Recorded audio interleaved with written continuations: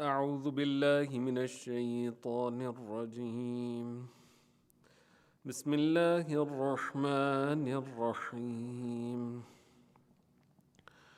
والفجر وليال عشر والشفع والوتر والليل إذا يسر هل في ذلك قسم لذي حجر ألم تر كيف فعل ربك بعاد إرم ذات العماد التي لم يخلق مثلها في البلاد وثمود الذين جابوا الصخر بالواد وفرعون ذي الأوتاد الذين طغوا في البلاد فأكثروا فيها الفساد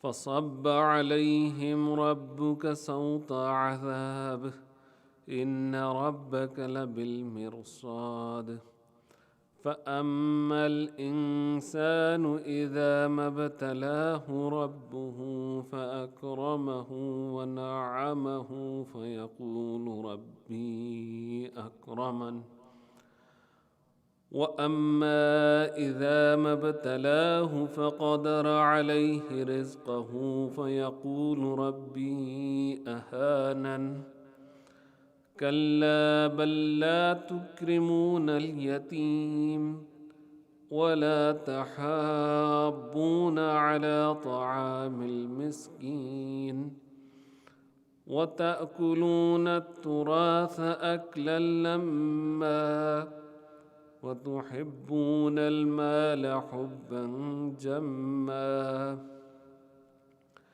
كلا إذا دكت الأرض دكا دكا وجاء ربك والملك صفا صفا وجيء يومئذ بجهنم يومئذ يتذكر الإنسان وأنى له الذكرى يقول يا ليتني قدمت لحياتي فيومئذ لا يعذب عذابه أحد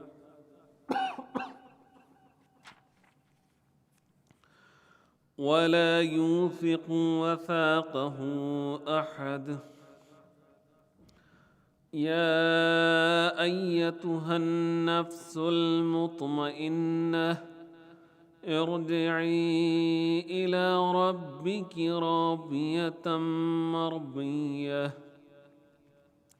فادخلي في عبادي وادخلي جنتي صدق الله العلي العظيم.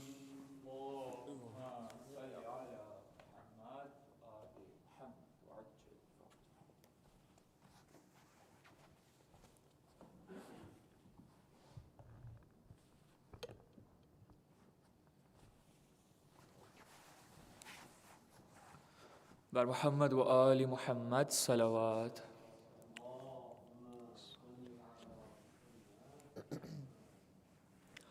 أعوذ بالله من الشيطان الرجيم. بسم الله الرحمن الرحيم.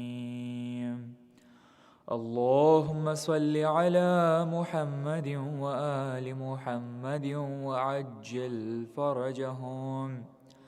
اللهم صل على محمد وآل محمد وعجل فرجهم. اللهم صل على محمد وآل محمد وعجل فرجهم. عن جابر بن عبد الله الأنصاري عن فاطمة الزهراء عليها السلام بنت رسول الله صلى الله عليه وآله وسلم قال سمعت فاطمة قالت علي دخل علي أبي رسول الله في بعض الأيام فقال: السلام عليك يا فاطمة. فقلت: عليك السلام. قال: إني أجد في بدني ضعفا. فقلت له: أعيذك بالله يا أبتاه من الضعف. فقال: يا فاطمة، ائتيني بالكساء اليماني فغطيني به. فأتيته بالكساء اليماني فغطيته به، وسرت أنظر إليه وإذا وجهه يتلألأ كأنه البدر في ليلة تمامه وكماله. اللهم صل على محمد وآل محمد. فما كانت إلا ساعة وإذا بولدي الحسن قد أقبل وقال: السلام عليك يا أماه. فقلت: وعليك السلام يا قرة عيني وثمرة فؤادي. فقال: يا أماه، إني أشم عندك رائحة طيبة كأنها رائحة جدي رسول الله. فقلت: نعم، إن جدك تحت الكساء. فأقبل الحسن نحو الكساء وقال: السلام عليك يا جداه. يا رسول الله، أتأذن لي أن أدخل معك تحت الكساء؟ فقال: وعليك السلام يا ولدي ويا صاحب حوضي، قد أذنت لك. فدخل معه تحت الكساء. اللهم صل على محمد وآل محمد. فما كانت إلا ساعة وإذا بولدي الحسين قد أقبل وقال: السلام عليك يا أماه. فقلت: وعليك السلام يا ولدي ويا قرة عيني وثمرة فؤادي.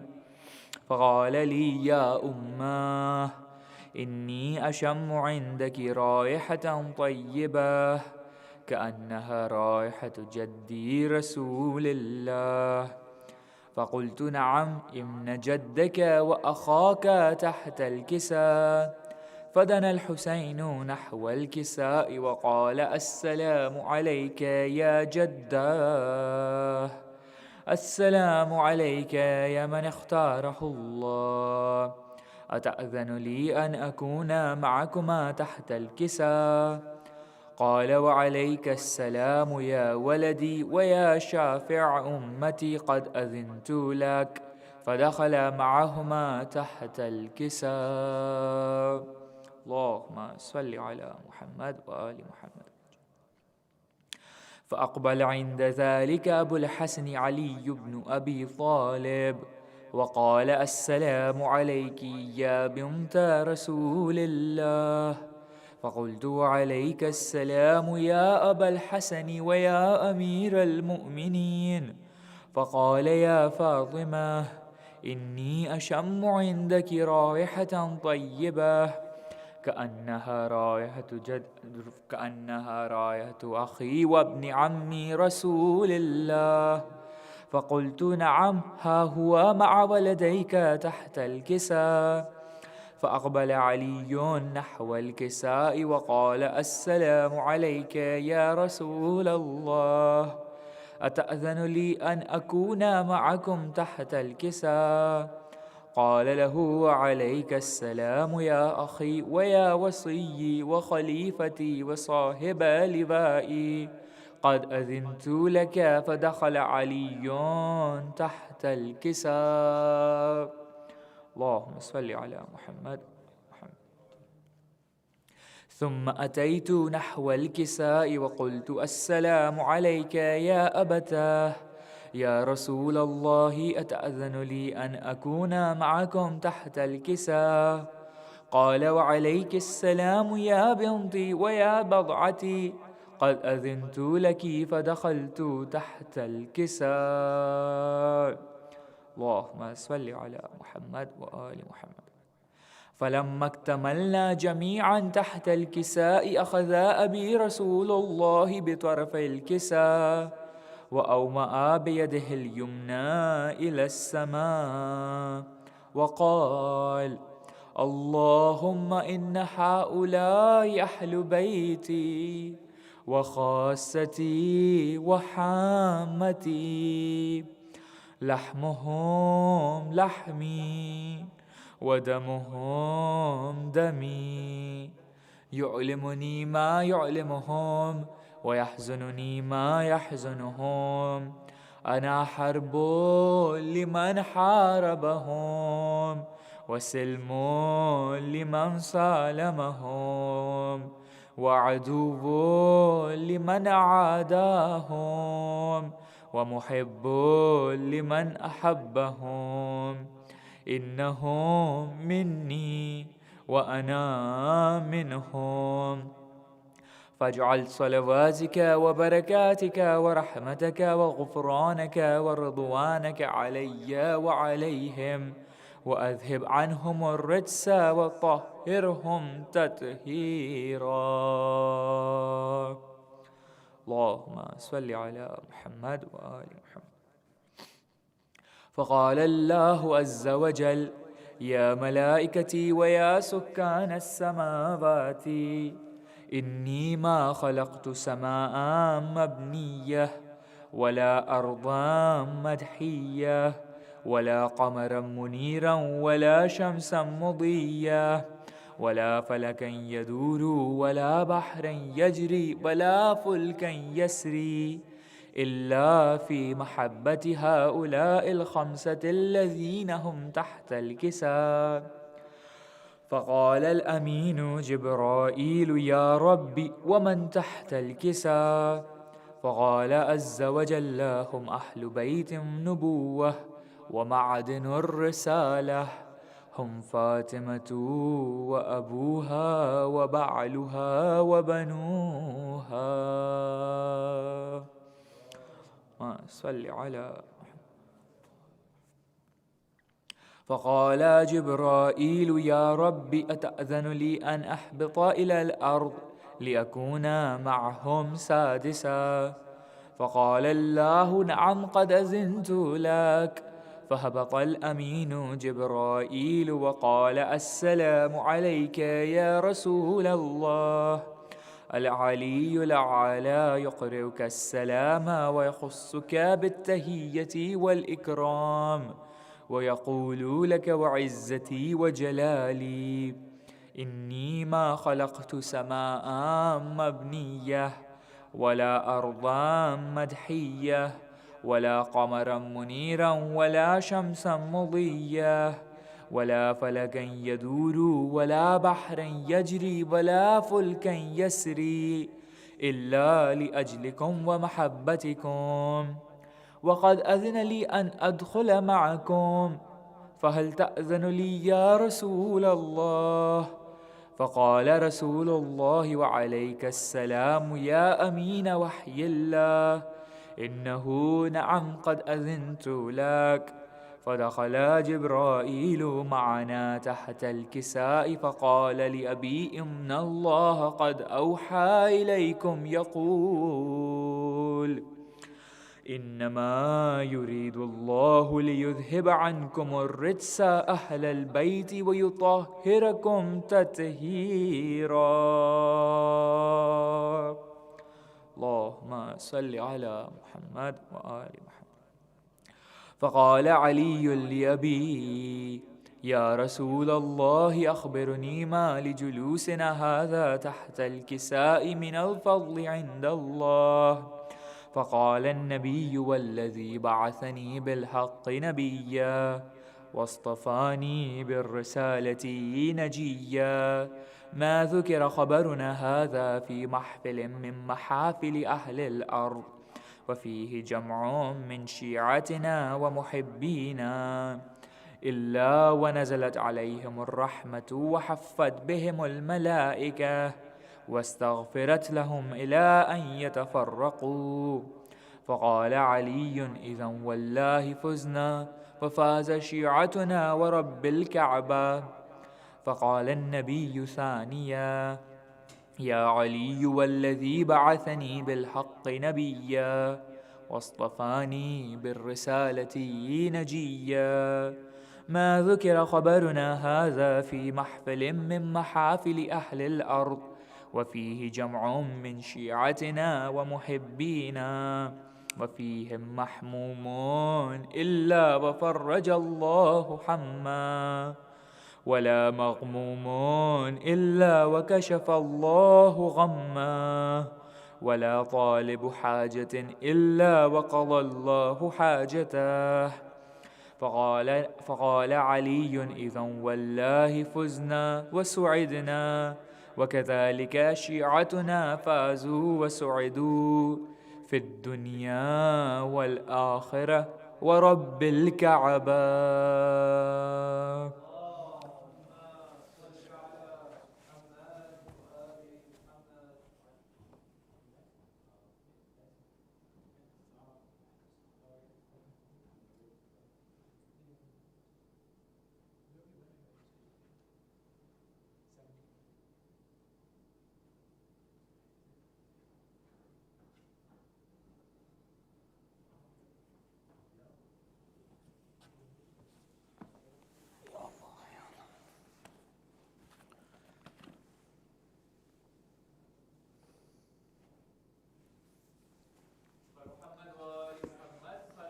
اللهم صل على محمد وآل محمد. اللهم صل على محمد وآل محمد. رب اغفر لي ولوالدي وللمؤمنين يوم يقوم الحساب. اللهم صل على محمد وآل محمد. This is a conversation that's written by the poet Nouri Sardar, and it's a conversation between two young childs, Sayyidina Muhsin and Sayyid Ali Asghar alayhum salam. And it's titled Between the Two Children. And this is how the conversation goes. It goes: between the two children, the thirst and the fire burn. This is Asghar and Muhsin complaining to each other. Beneath a night in Medina, a house on fire burns. Beneath a noon in Karbala, for help a father turns. A mother protects her child, and for her father she yearns, while another mother cries out, make sure my son returns. One lies within a womb, one's thirst calls out his tomb, approaches the sweetest of souls, the harshest of horror. Two kids, two young children, too young to speak, united in their pain. Two children too young to speak, united in their pain. One in the womb of Zahra, one in the arm of Hussein. If Muhsin cries to Asghar, of my state I complain, Asghar cries back to Muhsin, come and look at my vein. Two casualties of war, the war against Allah.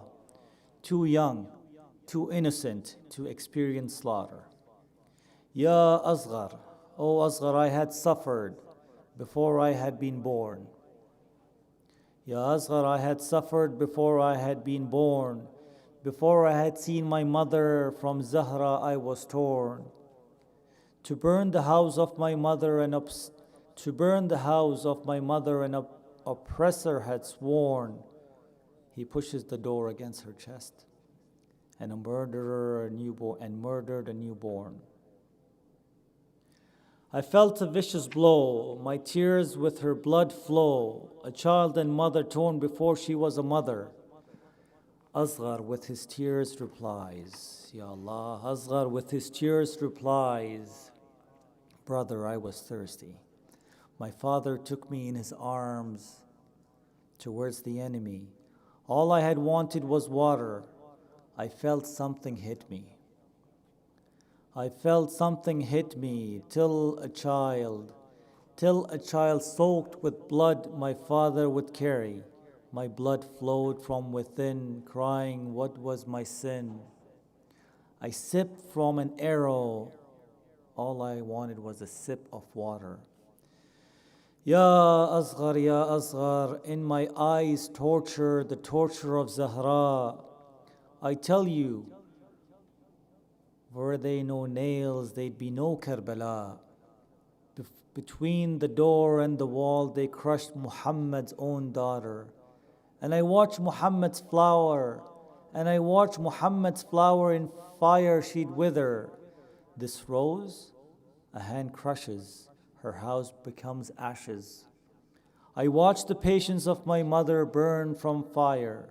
I watched the patience of my mother burn within fire. Ya Muhsin, your words would make me weep, what a calamity. But Fatima would cry with me. If her beloved she'd see, he stands alone crying to the wind, will anyone help me? O Muhsin, Ya Muhsin, my beloved father, headless they would bury. The house of Zahra cries with her child's demise. She forgets the rib and fire and weeps in Karbala. Allahumma salli ala Muhammadin wa ali Muhammad. Allahumma salli ala Muhammadin wa ali Muhammad. If there was no nail, they would not be the day of calamity and they would not be Karbala. And the torture still continues with children, and young children are being killed and slaughtered in our today's world in Palestine. ربنا لا تؤاخذنا نسينا واخطأنا. My Sayyid, my beloved brother, Sayyid Raza, inshallah, will recite a few words of salam. I will request his presence with your loudest and loudest of salawat.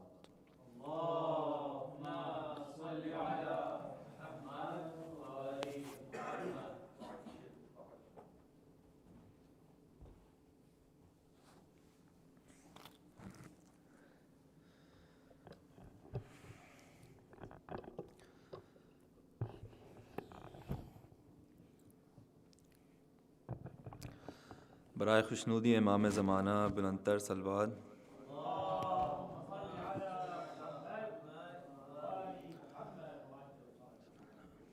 حضرت علی اکبر کے حال کے سلام کے چند اشعار.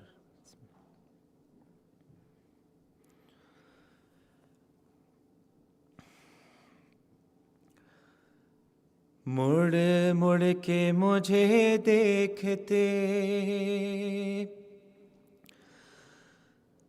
جان علی اکبر،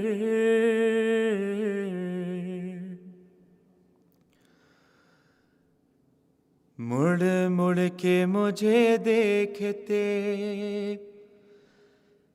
جان علی اکبر، کچھ دیر تو جی لے تیرا، کچھ دیر تو جی لے تیرا بابا علی اکبر، مڑ مڑ کے مجھے دیکھتے جان علی اکبر،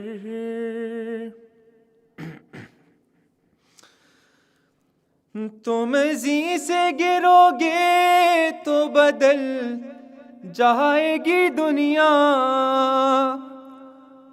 مقتل کی طرف کون ہمیں لے کے چلے گا،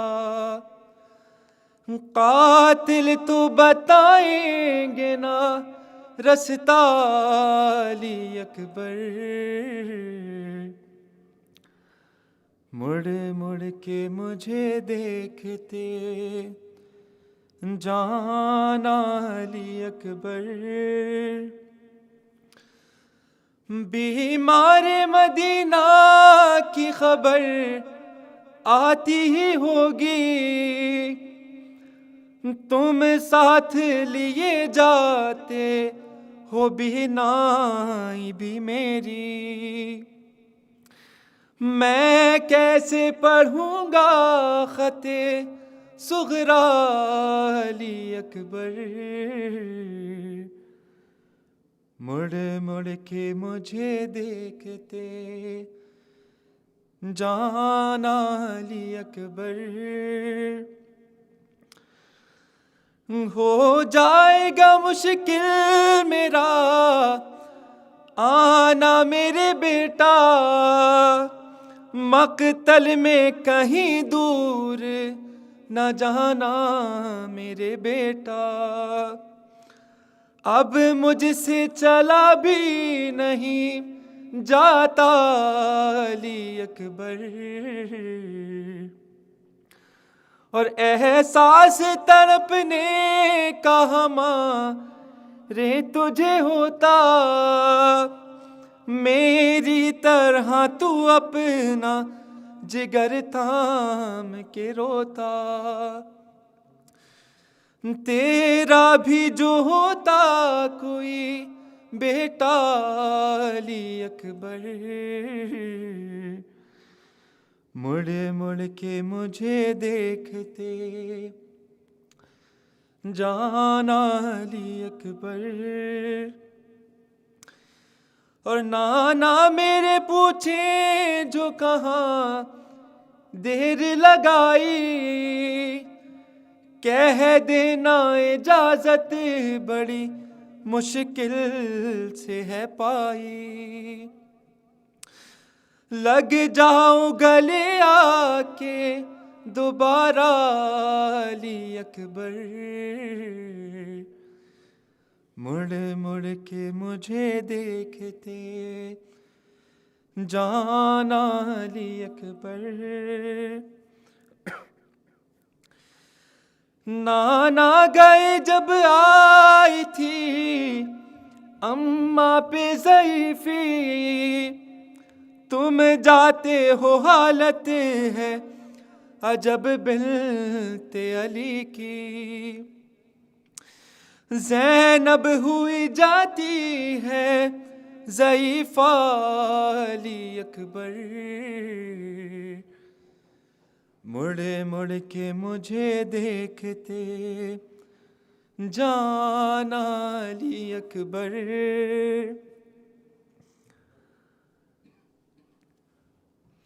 اے لال تجھے کرتا ہوں بابا کے حوالے، میدان میں ہنستے ہیں کھڑے برچھیوں والے، اچھی طرح پھر دیکھ لوں سینہ علی اکبر، مڑ مڑ کے مجھے دیکھتے جانا علی اکبر، مڑ مڑ کے مجھے دیکھتے جانا علی اکبر، بر محمد و آل محمد صلوات۔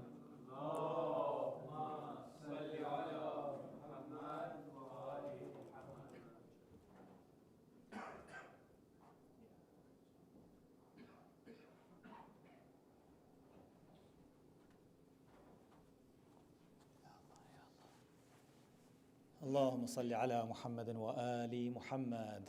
اللهم صل على محمد وآل محمد. رب اغفر لي ولوالدي وللمؤمنين يوم يقوم الحساب. رب ارحمهما كما ربياني صغيرا. انزهما بالإحسان إحسانا وبالسيئات عفوا وغفرانا. Allah, Ya Allah, forgive us, forgive our parents, Ya Rabb. Forgive their sins and enhance their merits, inshallah, and elevate their statuses in dunya and akhirah, for they are the ones that have planted the seed of Muhammad and Ali Muhammad, and the love of Hussein and the love of Sayyida Zahra alayhim assalam ajma'een. And may we have the blessing and the ability and the qudra to be able to pass that down to our brothers and our family and our young kids, inshallah. With your loud of salawat, I'll ask Gulistan Mehdi, inshallah, to share marsiya in the honor of Abu Abdullah Shaheed alayhim assalam. اللهم صل على محمد وآل محمد. محمد وآل محمد صلوات. اللهم صل على محمد وآل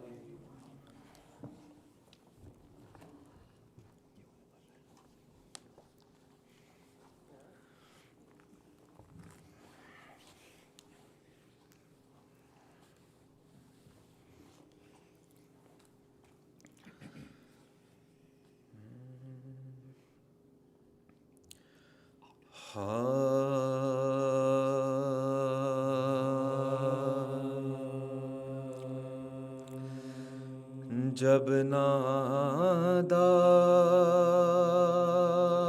سے کسی طرح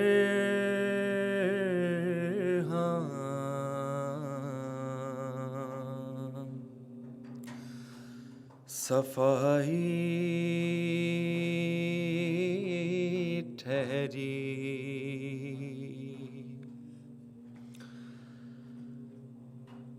صبح عاشور محرم کو لڑائی ٹھہری،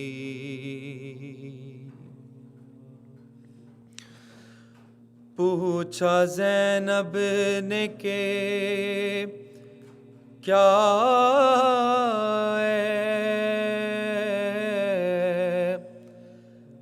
میرے بھائی ٹھہری، شہ نے فرمایا بہن تم سے جدائی ٹھہری،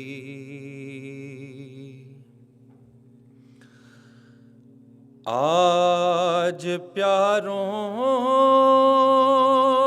سے ملاقات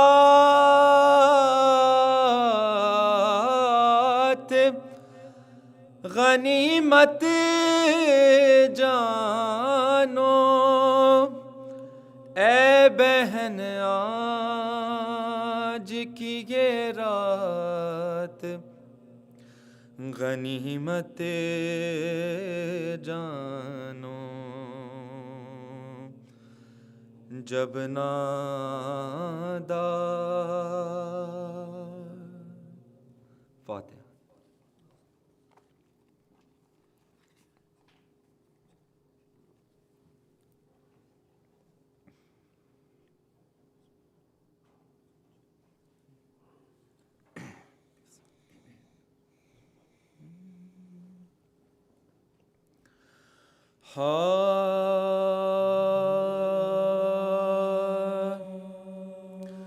باقی جو رفیق شہ دیں رہ گئے دو چار،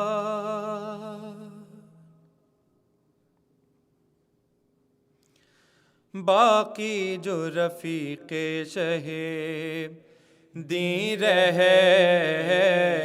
گئے دو چار، حسرت سے انہیں دیکھتے تھے سید ابرار، حسرت سے انہیں دیکھتے تھے سید ابرار، کی بڑھ کے حبیب بن مظاہر نے یہ گفتہ، یہ پیر غلام اب ہے اجازت کا طلبگار، یہ پیر غلام اب ہے اجازت کا طلبگار، بندے کو بھی مرنے کی رضا دیجیے آقا،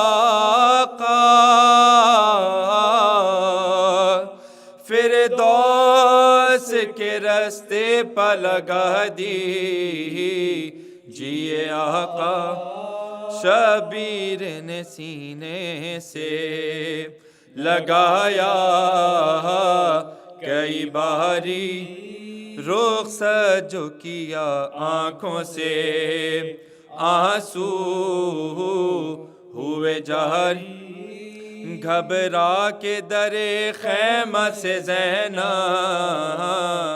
یہ پکاری، لوگوں کہو میدان میں چلی کس کی سواری لوگوں کہو میدان میں چلی کیس کی سواری اب کون بچائے گا شہ جن و بشر کو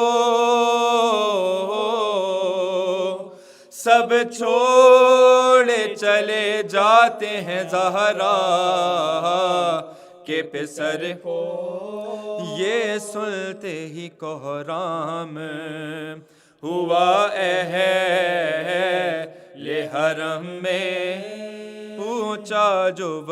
پہنچا وہ جری شیر سمیدان ستم میں کامل تھا زبز عشق شہنشاہ ہے امم میں بےتاب تھا مولا کی جدائی کے علم میں بےتاب تھا مولا کی جدائی کے علم میں سینہ تھا جری کا تبرو تیر کی جانے پھر کے نظر کرتا تھا شبیر کی جانے پیری میں جو دکھلائی جوانوں کی شجاعت تھرانے لگے عضوے بدن گھٹ گئی طاقت دم چڑھ گیا گرمی سے ہوئی پیاس کی شدت دل سے کہا اب عالم فانی سے ہے رخصت دل سے کہا اب عالم فانی سے ہے رخصت نہ لشکر اعداء کو نہ شمشیر کو دیکھا کس یاس سے مڑ کر رخ شبیر کو دیکھا سینہ چھدا تیروں سے ہوا فرق دوبارہ رگ رگ جو کٹی پھر نہ رہا ضبط کا یارا شیراز اجزائے بدن کھل گیا سارا گرتے ہوئے گھوڑے سے یہ حضرت کو پکارا گرتے ہوئے گھوڑے سے یہ حضرت کو پکارا یہاں آپ کا آنا میری بخشش کی سند ہے اے شیر الہی کے پسر وقت مدد ہے ناگاہ صفیں چیر کے آئے شہ ذیشان دیکھا کہ وہ مظلوم کوئی دم کا ہے مہمان لاشے سے لپٹ کر یہ پکارے بسد فغاں اے دوست میرے تیری محبت کہ میں قربان اے دوست میرے تیری محبت کہ میں قربان دکھلا دو مجھے زخم کہاں کھائے ہیں بھائی سینے سے لپٹ جاؤ کہ ہم آئے ہیں بھائی دکھلا دو مجھے زخم کہاں کھائے ہیں بھائی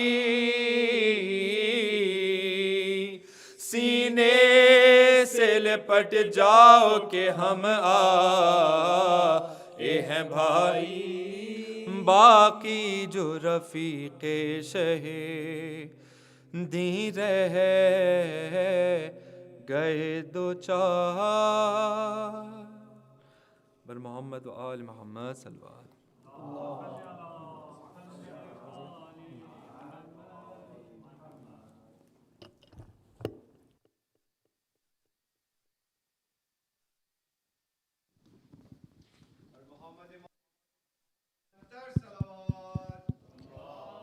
اللهم صل على محمد وآل محمد. اللهم صل على محمد وآل محمد. اللهم صل على محمد وآل محمد. Assalamu alaikum wa rahmatullahi wa barakatuh. May Allah bless you all. May Allah protect you and your families, inshallah, and give us the ability to, inshallah, do the little that we can in the honor of Ahlul Bayt alayhim as-salam, especially on the blessed days, the commemoration of Abu Abdullah al-Hussein. My brothers, the Majalis, inshallah, alhamdulillah, are here until the day of Muharram the 12th at 7 p.m. Please take the opportunity to live and take as much as we can, soak ourselves with the azah, soak ourselves with the knowledge, inshallah. The Shab of the 10th, the eve of Ashur, inshallah, there will be a Shabadari program after Maghribain. So that's basically to my couple, my non-Urdu Arab friend. It's an extended Salam, Marsia, Matam, inshallah, into the night. So that option, inshallah, is there for us to get connected to Abu Abdullah, inshallah. Please take the opportunity to share the need for the organization for fundraising. The campaign is set at 25,000. Inshallah, 25,000 is pennies in the eyes of the lovers of Abu Abdullah. There is a credit debit machine. If you've noticed, it is set up. If you haven't, please take the opportunity to chip in as much as you can, as little as you can. Share the need to raise these funds. These funds are strictly, again, our operational need, our building needs. It's to, I call it, to the ability to, inshallah, continue to raise the flags of Abu Abdullah al-Hussein throughout the upcoming months, the upcoming years, inshallah. Membership, that's another source of our funding. Connect with the volunteers, connect with Brother Sishan. He's outside. If you have any questions, there's a student rate. Again, these are just rates and classes just to help with the running of the organization, inshallah. Without further ado, alhamdulillah, Sayyid Kamil, you've seen him, you've heard him, you've talked to him. Alhamdulillah, the alim sessions are there. There's limited registrations that are still available. Take advantage of it.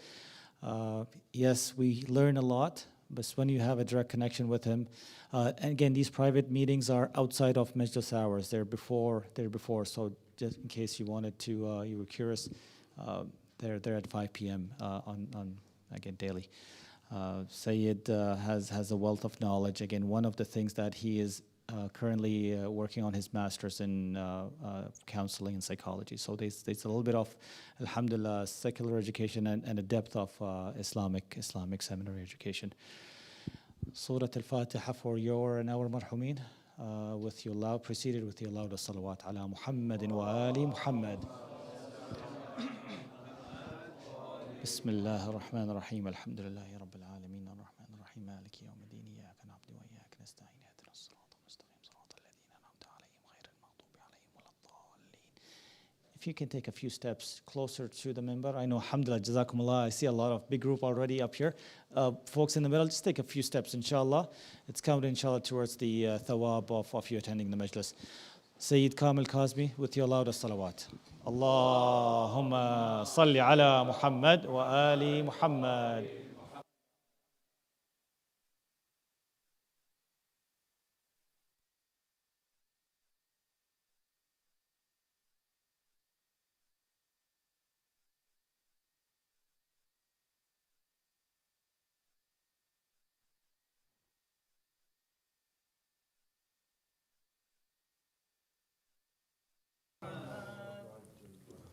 محمد وآل محمد صلوات اللهم صل على محمد وآل محمد.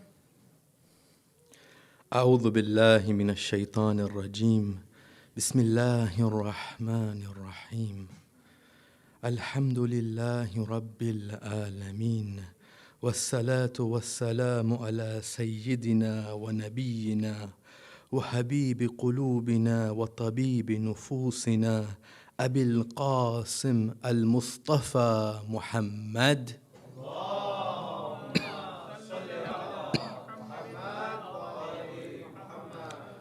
وعلى أهل بيته الطيبين الطاهرين المعصومين المظلومين وسيما بقية الله في العرضين روحي وأرواح العالمين لتراب مقدمه الفداء صلوات.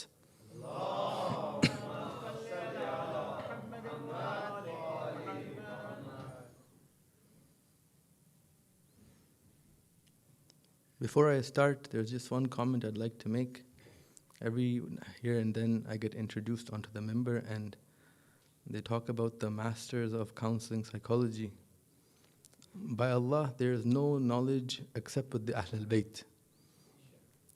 And there is no knowledge in that masters that comes even to one drop of what I've learned from the Hawza. I'd like to make that point very clear here. That the essence of tarbiyah and the essence of ta'aleem is from the ulum of Ali Muhammad. That piece of paper is only to make sure I don't get sued here in Canada when I give advice. Salawat, please.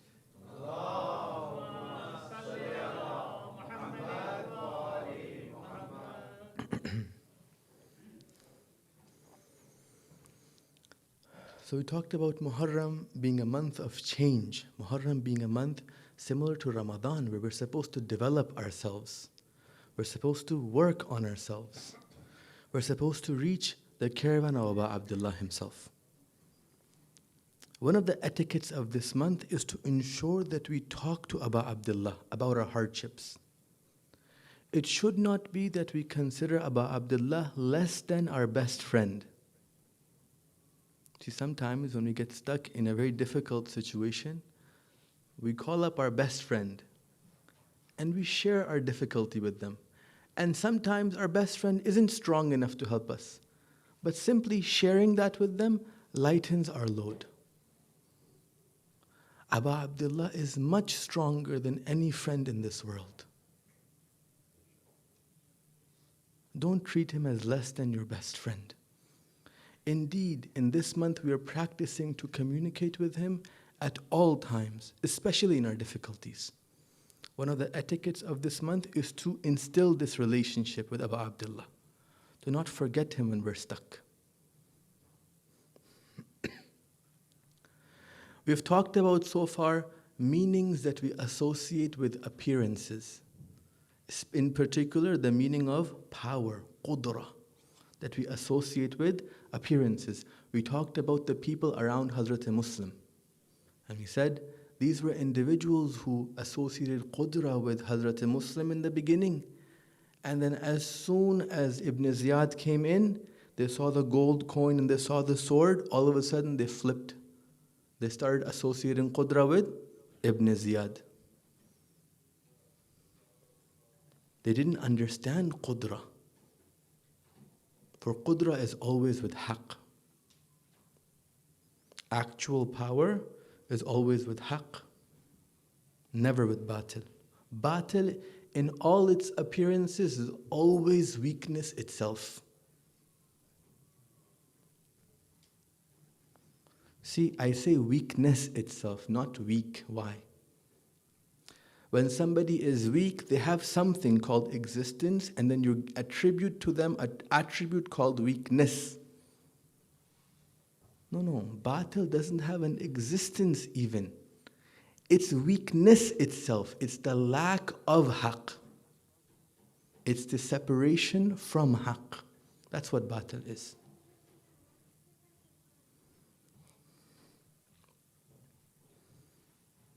We saw that there were individuals like Zuhair ibn Qayn who in the beginning, their mechanism of measurement was wobbly. They saw strength by staying away from Aba Abdullah. And we saw that Aba Abdullah And Zuhair's wife fixed his mechanism. And once his mechanism was fixed, all of a sudden Zuhair saw power with who? With Abu Abdullah. He saw Qudra with the caravan of Abu Abdullah. So much so that he left his own caravan to join Abu Abdullah's. Then last session we talked about hardship. We compared two types of hardships. We talked about the hardship in running towards Allah's mercy, and we compared it to the hardship in running away from Allah's mercy. And we realized that the hardship in running away from Allah's mercy is always greater. For the hardship in running towards Allah was before the action, and the hardship in running away from Allah's mercy started after the action, and there was no end to it really.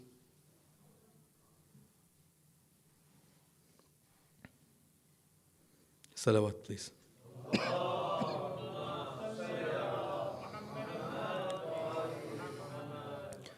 Throughout this journey of ours, we've been looking at the letter of Abu Abdullah. This one-line letter that Abu Abdullah wrote to the Banu Hashim. It was powerful enough that Abu Abdullah himself pens it and sends it to Muhammad ibn Hanafiya and the Banu Hashim. He took the time to write this out. وَمَنْ لَهِقَ بِنَا أُسْتُشْهِدْ وَمَنْ لَمْ يَلْهِقْ بِنَا لَمْ يُدْرِكِ الْفَاتِحِ وَالسَّلَامِ. Those who join us shall attain shahada, and those who do not join the caravan of Abu Abdullah shall never obtain victory.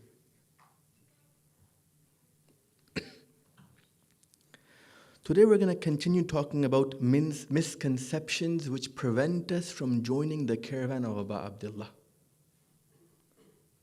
We're going to talk about more misconceptions which prevent us from joining the caravan of Abu Abdullah himself. Before we continue, there's an important point to mention here.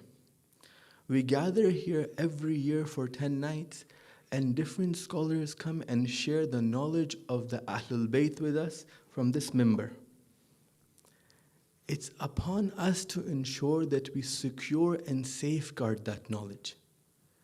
It cannot be that I've attended 20, 30 ashras in my life, if not more, yet if I was to be asked that what did you learn from them, I don't have a single paper of notes. Right now, in Ottawa, there are 42 young people today listening to this lecture live. They're listening to this lecture. And they share with me their notes, and if they have questions, they approach and ask me. One of the important things that we have to do as the lovers of Ahlul Bayt is to have something called the inheritance of knowledge. The inheritance of knowledge. See, when we look at inheritance, we keep thinking about giving only money to our kids, or land to our kids, or a house to our kids, or a car to our kids. While all these things are important, one of the greatest inheritance that I can give my children is the knowledge that I have learned. I simply can't pass that on if I have no record of that. One of the critical things that we have to bring a change about in ourselves is to get used to taking notes. These majalises are a tradition set forth by the Ahlul Bayt themselves to do what? To develop the ummah. Salawat, please.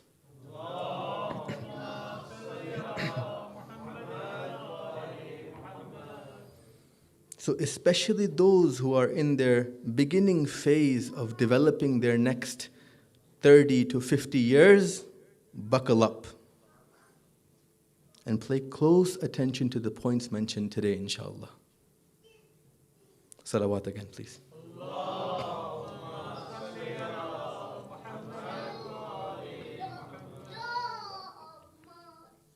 Another salawat for that child, please.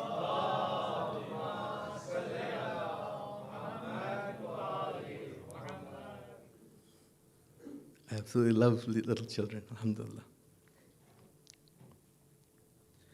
One of the misconceptions that we have is dunya or akhirah. We create for ourselves a false dichotomy. We create for ourselves a false dorahi. Dunya or akhirah. These people who create this false dichotomy for themselves have neither understood the dunya nor have they understood the akhirah.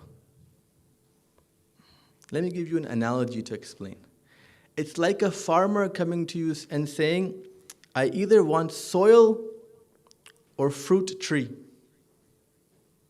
This farmer has neither understood the purpose of the soil, nor has he understood how a fruit tree is developed. This farmer is simply lacking in understanding.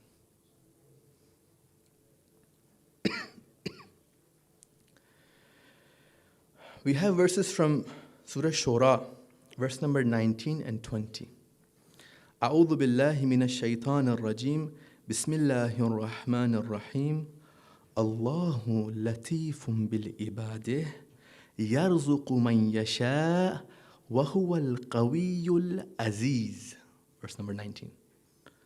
Allah is the one who gives you lots of lutf. He's latif. بِعِبَادِهِ, towards his ibad. يَرْزُقُ مَنْ يَشَاء. He gives rizq to those he wishes. وَهُوَ الْقَوِيُّ الْعَزِيزُ. And he is the all-powerful and the highest. He has izzah with him. This huwa, when it comes forth, هُوَ الْقَوِيُّ هُوَ الْعَزِيزُ, means these two traits are only with him, period. The Holy Quran continues. It says, مَنْ كَانَ يُرِيدُ حَرْثَ الْآخِرَةِ نَزِدْ لَهُ فِي حَرْثِهِ.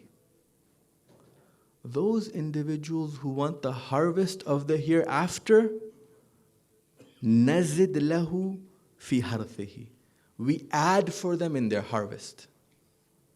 Okay? وَمَنْ كَانَ يُرِيدُ حَرْثَ الدُّنْيَا. Those individuals who want the harvest of the dunya, نُؤْتِيهِ مِنْهَا. نُؤْتِيهِ مِنْهَا. We give a part of the harvest to them.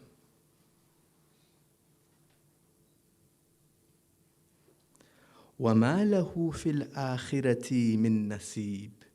And this individual who's looking for the harvest of the dunya, وَمَا لَهُمْ فِي الْآخِرَةِ. There is no akhirah for him, min nasib, at all. All of a sudden, this idea and understanding of now what is the dunya and what is the akhirah becomes very important.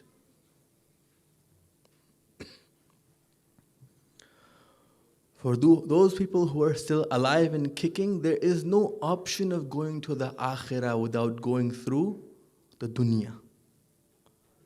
If somebody wants to achieve anything in the akhirah, it is only by means of that which is in the dunya.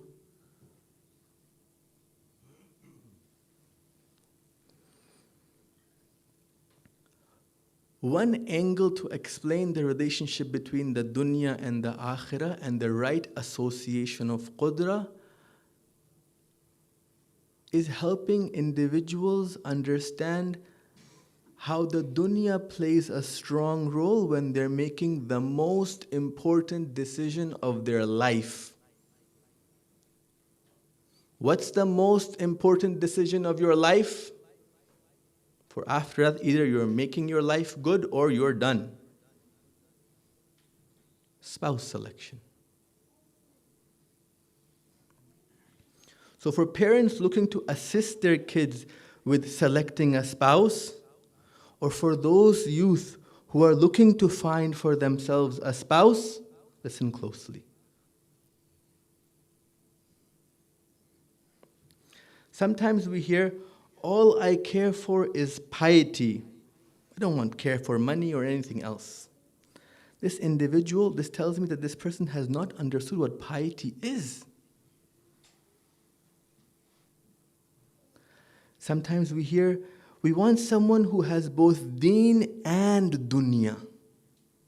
These individuals, if they're looking at dunya as separate from the deen, they're like that farmer looking at the soil separate from its purpose.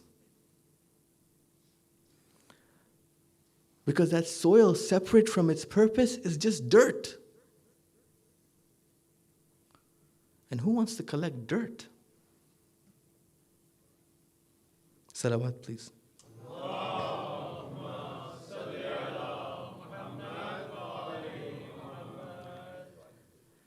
Physical fitness, financial standing, education, a future plan, emotional stability. These can be key pillars of piety. They can be qudra. When are they qudra? Well, when you have these connected to haqq, in those situations, these become qudra. And when they're connected to other than haqq, in those situations, they become weakness itself. Let's look at them one by one. Sometimes we have youth who are running around like chunky monkeys. They hide their laziness with the slogan of piety. Okay? They hide their laziness with the slogan of piety. No, true piety is ensuring that the blessings that Allah subhanahu wa ta'ala has given you, you use it in the way that He's wanted from you. None of the Ahlul Bayt have said, we like chunky monkeys.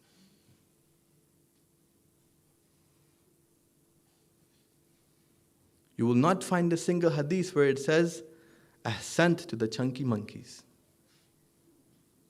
Physical fitness is extremely critical. It's crucial. It's needed.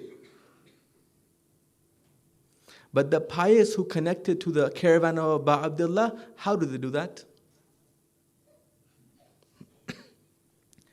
Piety is in working out without having all sorts of ill-clothed people around you in public gyms. Piety, how you require this physical fitness, piety displays itself there, first and foremost. Are you acquiring this trait by a means which is haram? Are you introducing yourself to gatherings and situations where you might be looking at something that Abu Abdullah does not wish you to look at? Piety displays itself there. What is your physical fitness rooted in? Is it stemming from the caravan of Abu Abdullah, or is it stemming from a very different caravan altogether? How you acquire it shows you that.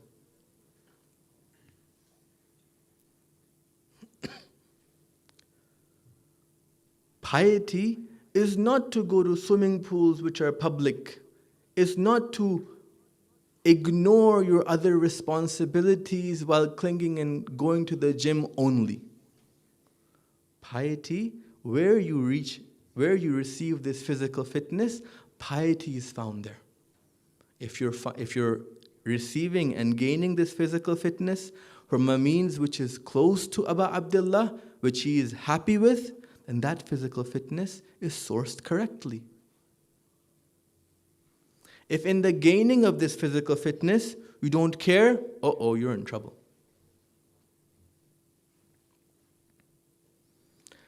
Piety is not to show off this fitness in a way that Abu Abdullah would not like. It's not to dress 2 sizes smaller than you're supposed to. Piety is not to display this physical fitness in a manner which is not worthy of the caravan of Abu Abdullah. Salawat, please.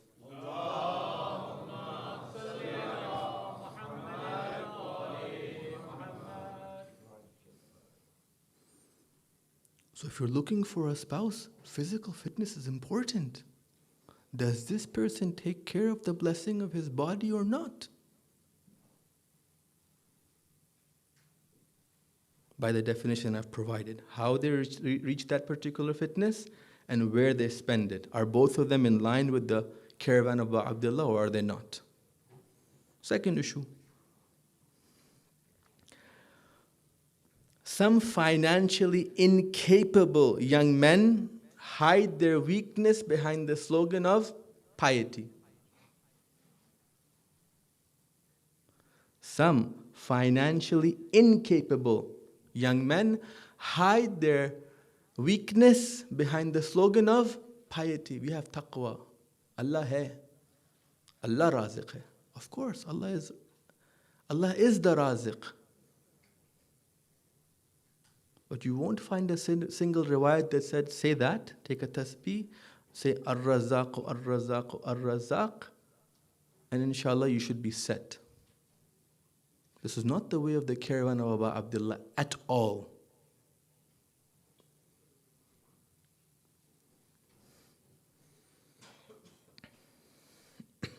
When you look for somebody who's going to be your partner in crime, you have to know that they have to be able to handle money and earn money.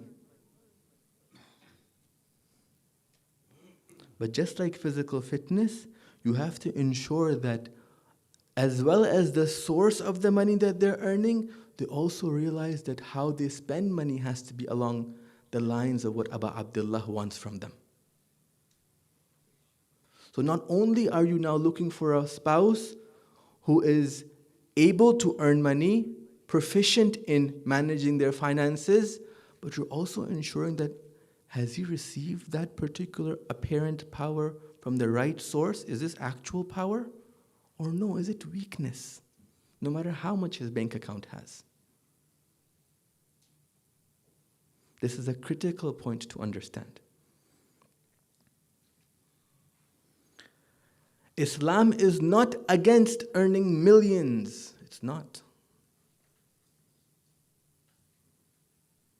It's against spending those millions on yourself when you don't have that need.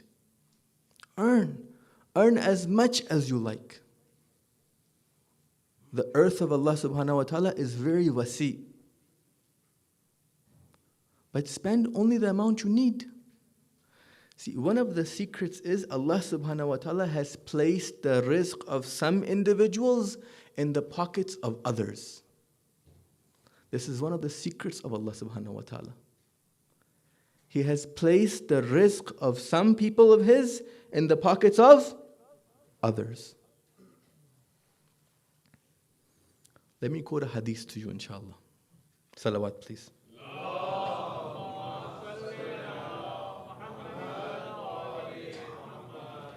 ليس الزهد أن لا تملك شيئا. Zuhud is not that you do not own anything. That's not zuhud. ولكن الزهد أن لا يملكك شيء. Rather, zuhud is that you are not owned by the things you have. See, Islam teaches us that there are individuals who consume money, or there are individuals who are consumed by money. There's no third type. When I'm looking for a spouse, when I'm looking for my partner for my life, I'm looking for somebody who is not consumed by money. Rather, consumes money in the way of Abu Abdullah. The amount that he wishes to use and where Abu Abdullah wishes to spend fall in line. Salawat, please.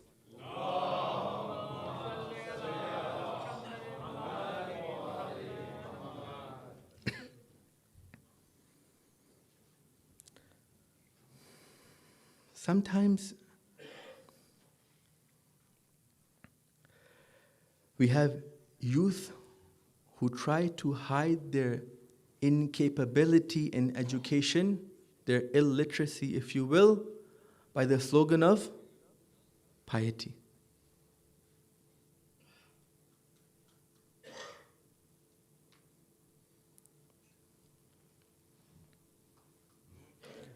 Allah does not leave His people jahil, for He is al-alim. So if there is a pious individual seeking Allah, it is not possible that he is not seeking ilm. For Allah is al-alim. He is the one who is the source of all knowledge. It's not possible for a person to seek Allah but not seek knowledge. It's not possible for a person to seek Aba Abdullah but not seek knowledge. Such a thing is not possible. The companions of Aba Abdullah were the ulama of their time. By alim, I don't mean they had a certificate or a piece of paper they could put on their wall. They were knowledge seekers. We saw a few nights ago that when Aba Abdullah is going towards Kufa, a man stops him, and when he's communicating with Aba Abdullah, he asks him about the tafsir of the Holy Quran. Even in that small moment, that man asks and takes the opportunity to gain knowledge.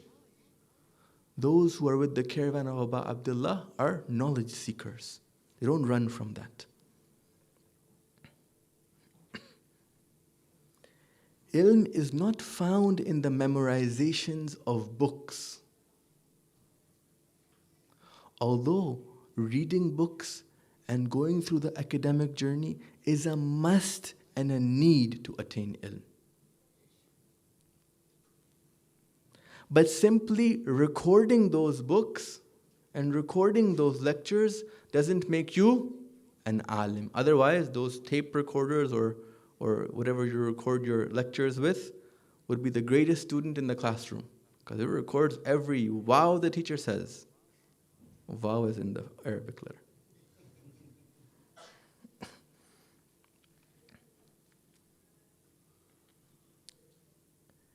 Ilm is rooted in Allah subhanahu wa ta'ala. The reality of ilm is to know that you are actually acquiring something rooted in Allah. The greatest jahil is the one who thinks that he owns the ilm. The greatest jahil is one who disconnects ilm from its source. Salawat, please.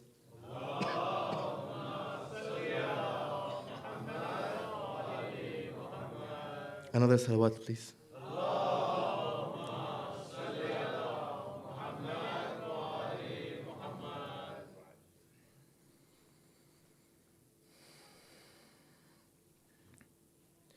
When I'm looking for a spouse, I have to ensure that that person is educated and has knowledge with them. They're pursuing and developing themselves in the field of education. But simply being educated while disconnecting that education from Allah means you're marrying a jahil, no matter how many papers he puts on his wall.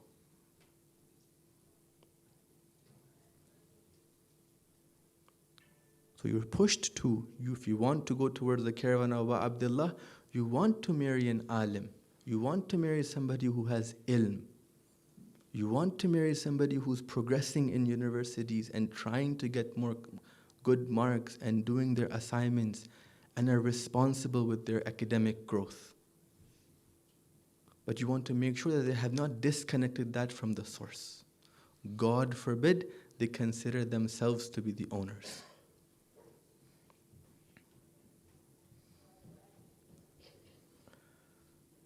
For in Surah Jummah, we are reminded of these individuals who disconnect their knowledge from its source. The verse says, كَمَثَلِ الْحِمَارِ. They're like donkeys. I would have said it without quoting the verse and you would have gotten mad at me. I'm quoting the verse for you now. Allah subhanahu wa ta'ala is saying this. كَمَثَلِ الْحِمَارِ يَحْمِلُ أَسْفَارًا. They're like the donkeys who carry books on their backs, disconnected from the knowledge and the essence of the teachings of those books entirely.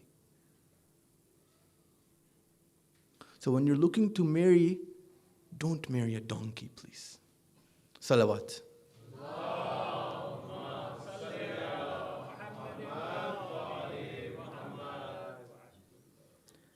Someone claiming piety, yet they cannot control their tongue and they cannot control their hands. Such a person does not know what piety is. For the essence of taqwa, the essence of joining the caravan of Aba Abdullah is to not sell Aba Abdullah short. This individual, at every turn that his anger takes over, he sells Aba Abdullah and takes the path of anger. Taqwa, piety, is to not, one of the tafsirs of it, according to some of the maraji'een and mufassirin that we have, taqwa in its essence is to not sell Allah short. Is to not sell the caravan of Aba Abdullah short in your 24 hours. Which is in line with what Aba Abdullah tells the Banu Hashim. He tells them what? If you don't join me, you shall never achieve victory. So taqwa now is actually joining that caravan, not leaving it at all. An individual who does not have control over his anger, who does not have control over his tongue, who does not have control over his hands, God forbid, this individual, no matter how many sajda marks he has, he's not pious.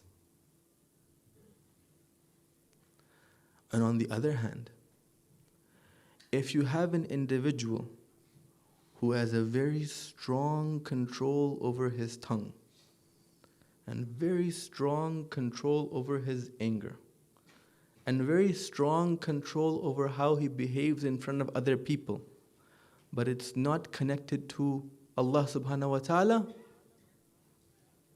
this individual is not pious at all. Recite a salawat, please. I'll tell you a story of a very important individual to understand from one of the enemies of Aba Abdullah. Salawat, please.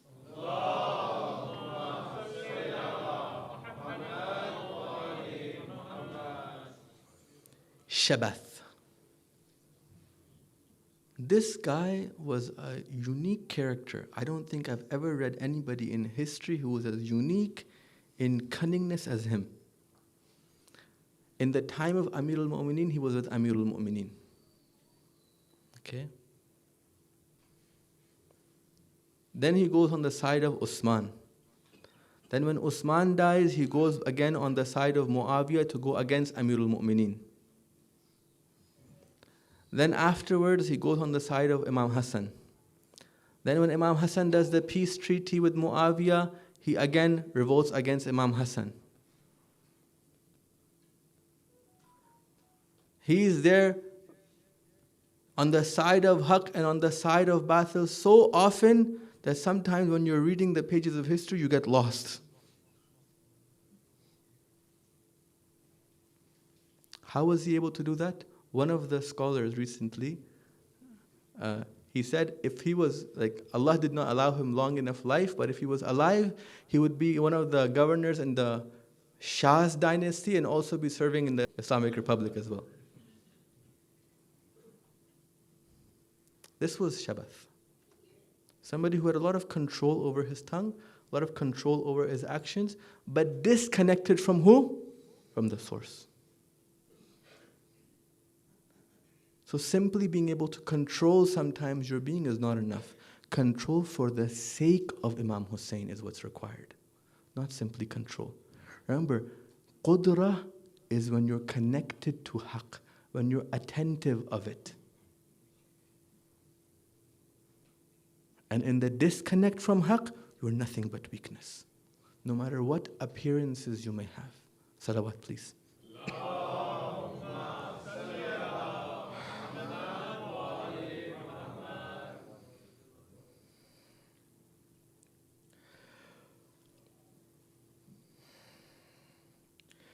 Today, we are here to commemorate the musibah of a very special individual. This individual had physical power. He was extremely well educated. He was financially well off too. He was an individual who had complete control over his nafs. He was actually one of the ashab sir of Amir al-Mu'mineen himself. Habib is a very special individual. He's not only the friend of Abu Abdullah, he's one of the ashab sir of Amir al-Mu'mineen as well. There's a story that in the city of Kufa, Habib is walking with his friends. And he comes across Maysam al-Tammar. And when he sees Maysam, he says, "Salam to the date seller who will be hanged for the love of his Mawla, and his stomach would be cut." And Maysam turns to Habib and says, "Salam to the one for the sake of defending his Mawla, his neck will be cut and brought in this very city." They exchange the salams and they go by. And those friends of Habib who are standing there, they're left astonished. While they're left astonished, another one of these unique individuals, like Habib, comes. Rushayd, his name is. Rushayd comes and tells those individuals what happened. And they said, "We just met Habib and he saw Maysam al-Tammar and this is how they talked." Rushayd says, "They haven't told you the whole story. For Habib's head will be cut for only 100 dirham." These were the companions of Imam Ali. These were the companions of Abu Abdullah. These were the servants of Imam Hassan. Today, we're here to commemorate the martyrdom of such an individual. Inna lillahi wa inna ilayhi raji'un.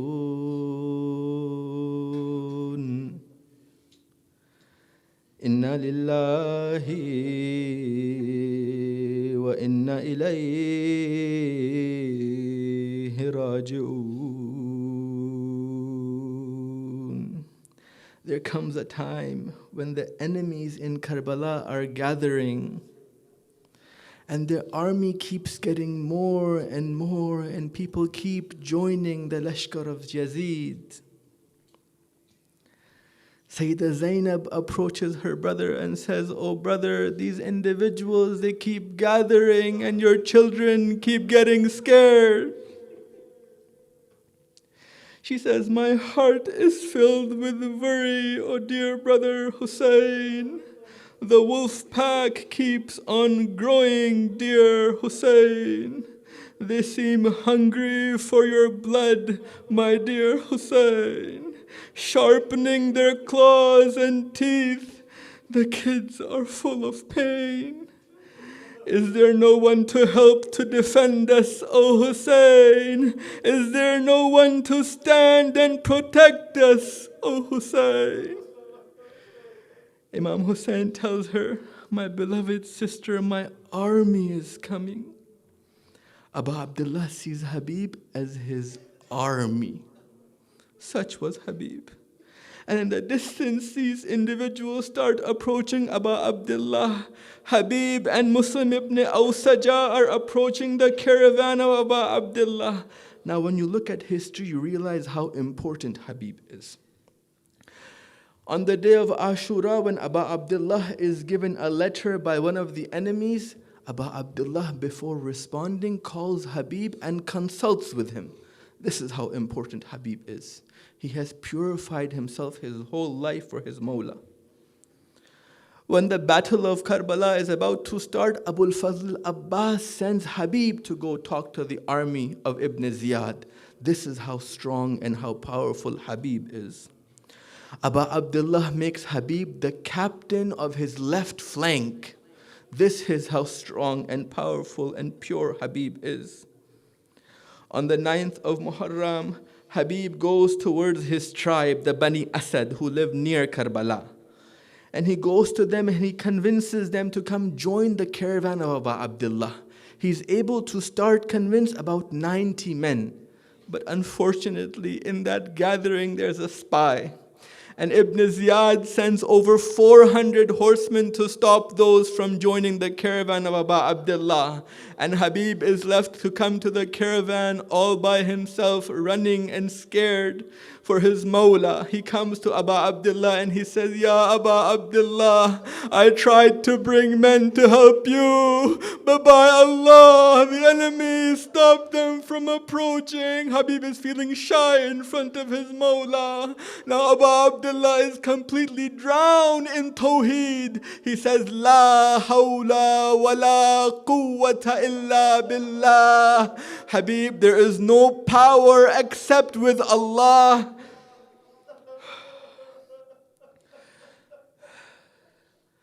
The day of Ashura continues and the Ashab are going. Muslim ibn Awsaja goes to the battlefield and he fights valiantly for Abu Abdullah. He was a companion close to Habib, his friend. He came with Habib on this journey to his Mawla. He is fighting and the enemies surround him. It's narrated that as he falls to the ground, he says, Assalamu alayka ya Aba Abdullah. And Imam Hussein and Habib both rush to Muslim ibn Hawsaja. It's narrated that Habib comes down to him and asks, O Muslim, you have been a dear friend of mine. You are a close companion of the Mawla. Do you have any last requests from me? Muslim tells Habib, by Allah, Habib, I wish you not to leave the side of the son of Zahra.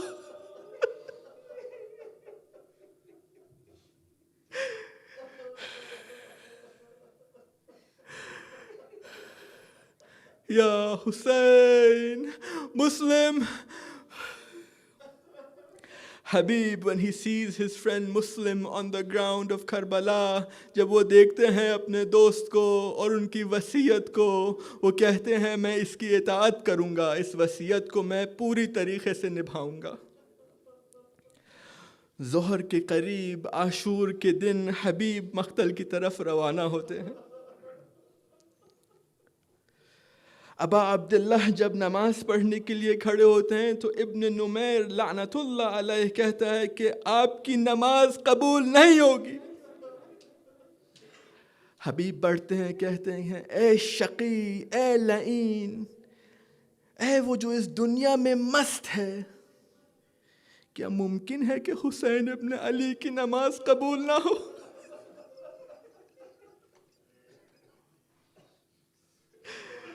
حبیب رن میں جاتے ہیں, ان کے رجز یہ ہوتا ہے انا حبیب و ابی مظاہر, میں حبیب ہوں اور میرے والد مظاہر ہیں. وَلَنَحْنُ أَزْكَى مِنْكُمْ وَأَطْهَرُ, خدا کی قسم ہم لوگ تم سے زیادہ پاکیزہ ہیں, ہم لوگ تم سے زیادہ طاہر ہیں.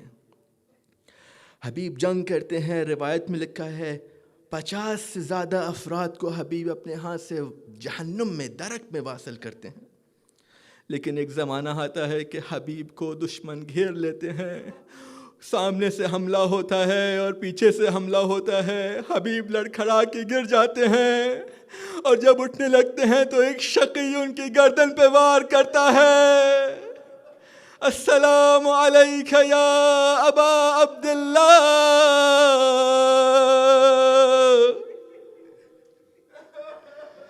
ابا عبداللہ حبیب کی طرف, اپنے حبیب کی طرف بڑھتے ہیں. یہ ابا عبداللہ کا حبیب تھا. ابا عبداللہ اپنے حبیب کی طرف بڑھتے ہیں اور کہتے ہیں اے حبیب. روایت کے جملے ایسے ہیں کہ جب ابا عبداللہ حبیب کو شہید پاتے ہیں تو وہ ٹوٹ جاتے ہیں.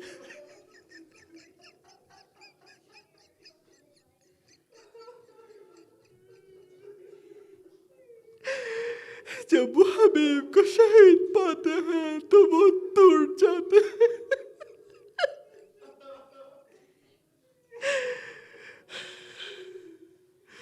دیکھیے ایک باپ کا اور ایک بیٹے کا بہت بہت عظیم عظیم رشتہ ہوتا ہے. بیٹا جب چھوٹا ہوتا ہے تو اس کی تمام چیز اس کے باپ ہوتا ہے، اور جب باپ بوڑھا ہو جائے تو بیٹے کو برداشت نہیں ہوتا کہ اس کے باپ پہ کوئی حملہ کرے یا اس کے باپ پہ کوئی تعزیہ نہ مارے یا اس کے باپ پہ کوئی ذرہ برابر مشکل آئے.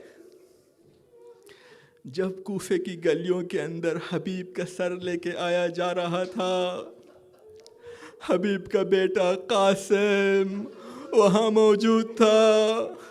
وہ اس شقی کے پاس آتا ہے اور کہتا ہے کہ اس سر کو جو تم نے پکڑا ہوا ہے مجھے دے دو.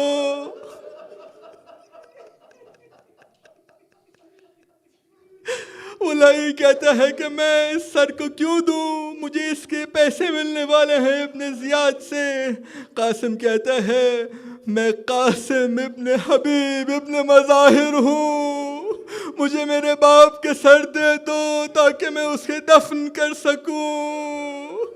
یا صاحب الزمان یا صاحب الزمان، وہ کیا حال ہوگا امام سجاد کا جب کوفے کے اندر ان کی آنکھوں کے سامنے امام حسین کے سر نیزے پہ اور وہ نہیں اس کو دفن کر پاتے.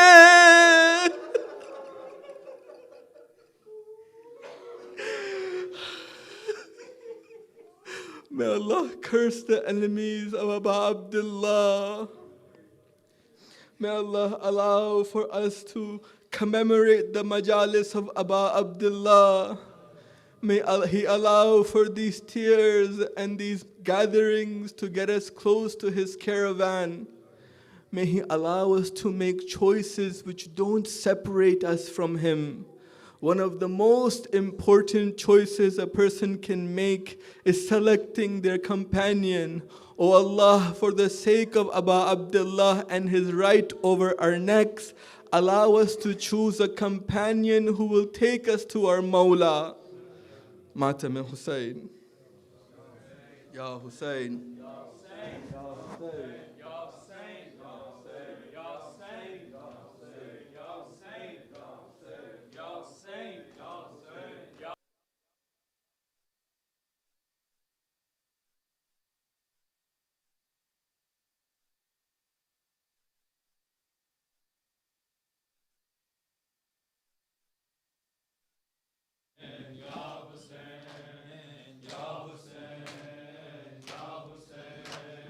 Ya Hussein, Ya Hussein, Ya Hussein, Ya Hussein, Ya Hussein, Ya Hussein, Ya Hussein, Ya Hussein, Ya Hussein, Ya Hussein, Ya Hussein, Ya Hussein, Ya Hussein, Ya Hussein, Ya Hussein. Hussein, Ya Hussein, Ya Hussein, Ya Hussein, Ya Hussein, میرے حبیب میرے دوست کربلا جا. میرے حبیب میرے دوست کربلا جا. میرے حبیب میرے دوست کربلا جا. میرے حبیب میرے دوست کربلا جا. میرے حبیب میرے دوست کربلا جا. میرے حبیب میرے دوست کربلا جا. تمہیں بلاتا ہے زہرا کا لاڈلا جا. میرے حبیب میرے دوست کربلا جا. میرے حبیب میرے دوست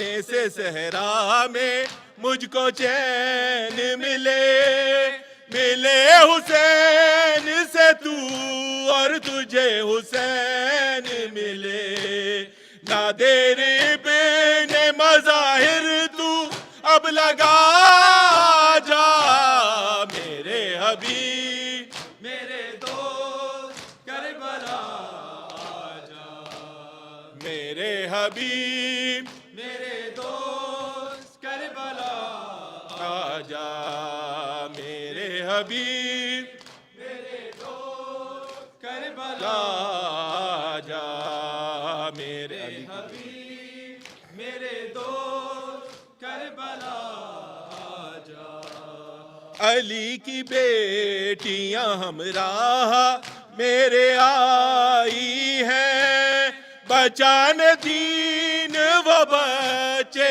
بھی ساتھ لائی ہیں، اگر تو آئے بڑے ان کا حوصلہ جا، میرے حبیب میرے دوست کربلا آجا، میرے حبیب میرے دوست کربلا آجا، میرے حبیب میرے دوست کربلا آجا، میرے حبیب میرے دوست کربلا آجا، مدینہ چھوٹ گیا کربلا میں آیا ہوں، میں ایک عظیم سا مقصد بھی دل میں لایا ہوں، مجھے معلا بنانی ہے یہ جگہ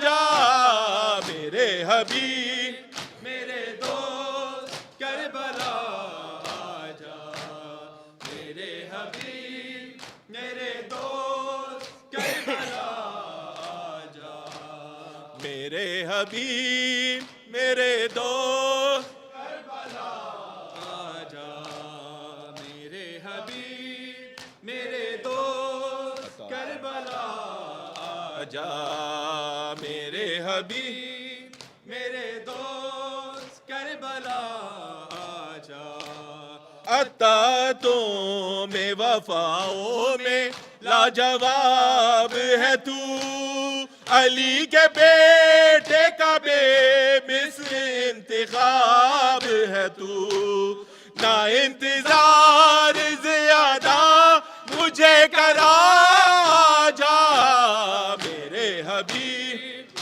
میرے دوست کربلا آجا، میرے حبیب میرے دوست کربلا آجا، میرے حبیب میرے دوست کربلا آجا، میرے حبیب میرے دوست کربلا آجا، نبی کے لال سے امت نے منہ ہی پھیر لیا، سلگتے دشت میں ابن بطول گھیر لیا، گھٹن یہ وقت ہے میرے نم نوازا، میرے حبیب میرے دوست کربلا آجا، میرے حبیب میرے دوست کربلا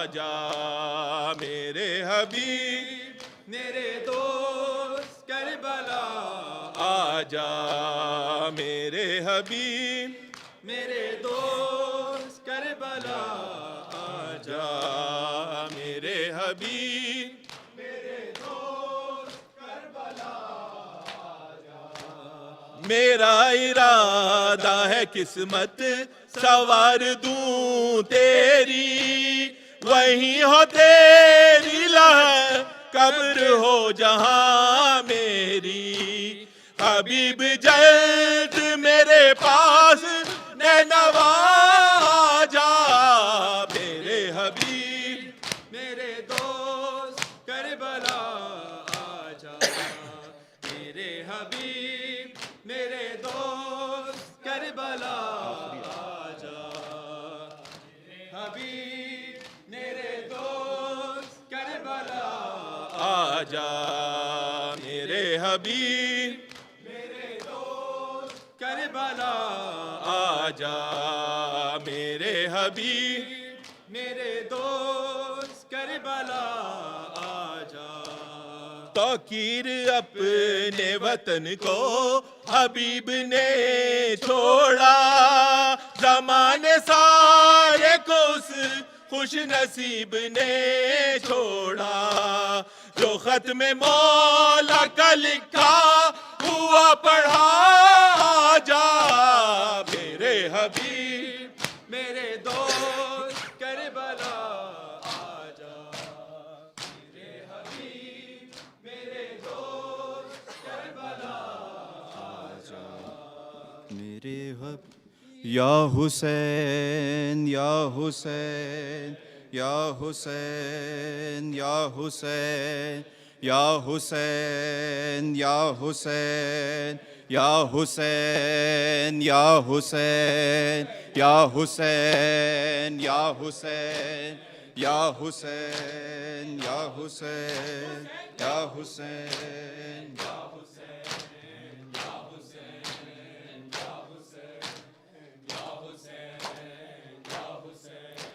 یہ ختم شاہ نے لکھا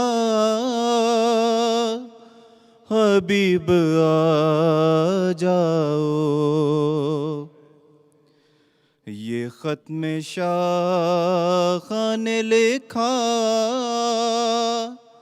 حبیب آ جاؤ یہ ختم شاہ نے لکھا حبیب آ جاؤ یہ ختم شاہ نے لکھا حبیب آ جاؤ تمہارا دوست ہے تنہا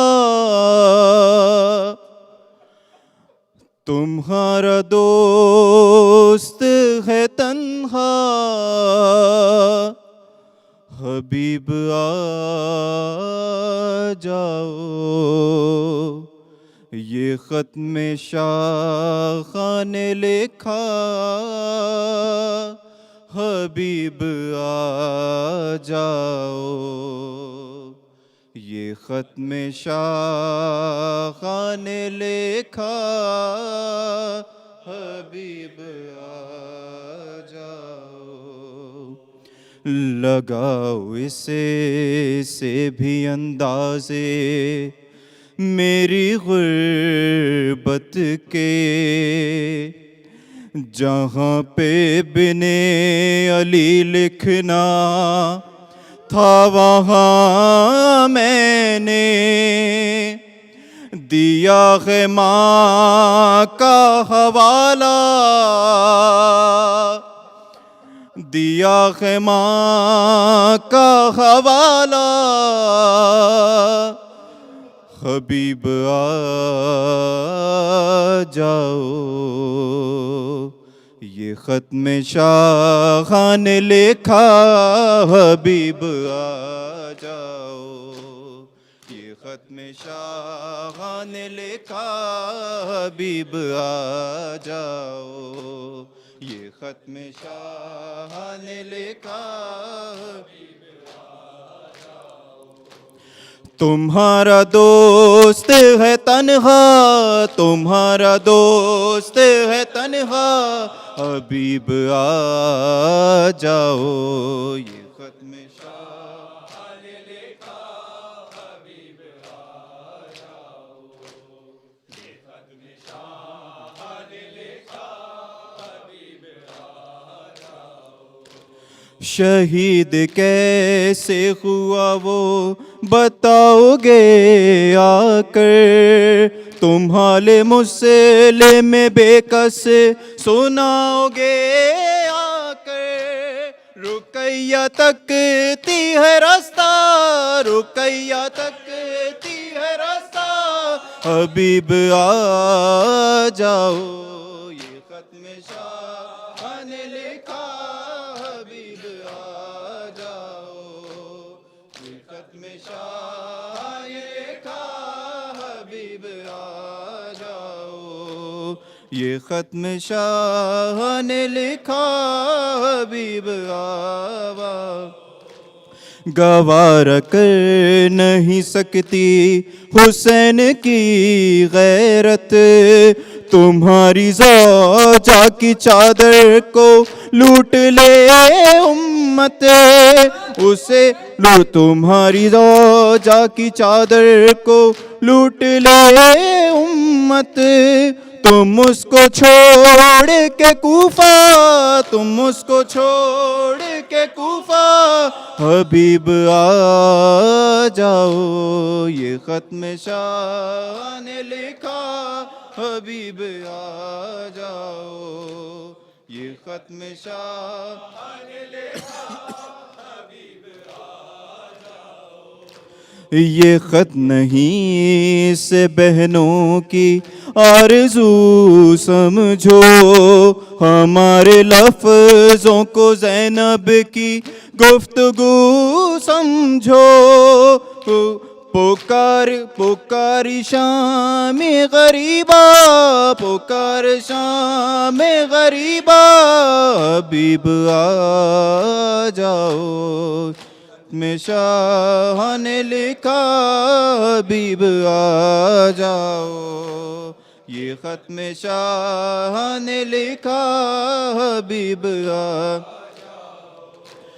در بطول دوبارہ جلایا جائے گا، تمہارے دوست پہ خنجر چلایا جائے گا، نہیں ہے وقت زیادہ، نہیں ہے وقت زیادہ، حبیب آ جاؤ، یہ ختم شاہ نے لکھا حبیب آ جاؤ، یہ ختم شاہ نے لکھا حبیب آ جاؤ، یہ ختم شاہ نے لکھا حبیب آ جاؤ، وہ جب یہ سنتی ہے کوفے سے آ رہے ہیں شکی، تو پوچھتی ہے ہمارا بھی آئے گا کوئی، دعائیں دے گی سکینہ، دعائیں دے گی سکینہ، حبیب آ جاؤ، یہ ختم شاہ نے لکھا حبیب آ جاؤ، یہ ختم شاہ نے لکھا حبیب آ جاؤ، لگاؤ اس سے بھی اندازے میری غربت کے، جہاں پہ ابن علی لکھنا تھا وہاں میں نے دیا ہے ماں کا حوالہ، دیا ہے ماں کا حوالہ، حبیب آ جاؤ، یہ ختم شاہ نے لکھا حبیب آ جاؤ، یہ ختم شاہ نے لکھا حبیب آ جاؤ، یہ ختم شاہ نے لکھا حبیب آ جاؤ، چمکتے چاند کی ہم کو بھی دید ہو جائے، تم آؤ تو میرے بچوں میں عید ہو جائے، بہت اداس ہے کنبہ، بہت اداس ہے کنبہ، حبیب آ جاؤ، یہ ختم شاہ نے لکھا حبیب آ جاؤ، یہ ختم شاہ نے لکھا حبیب آ جاؤ، ختم شاہ نے لکھا حبیب آ جاؤ،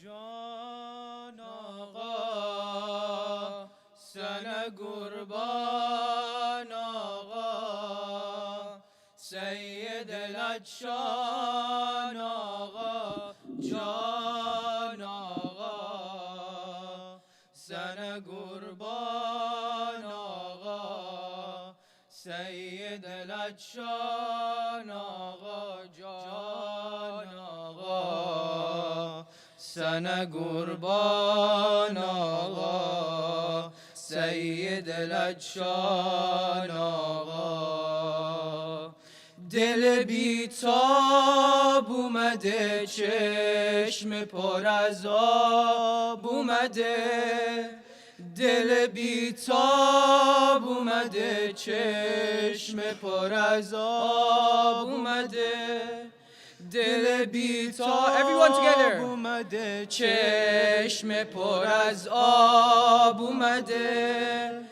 دل بیتاب اومده چشم پر از آب اومده اومده ماه ازا لشکر ارباب اومده اومده ماه ازا لشکر ارباب اومده دل بیتاب اومده چشم پر از آب اومده دل بیتاب اومده چشم پر از آب اومده اومده ماه ازا لشکر ارباب اومده اومده ماه ازا لشکر ارباب اومده لشکر مشکی پوشان سینه زنای ارباب شب همه شب میخونم نوحه برای ارباب جان آقا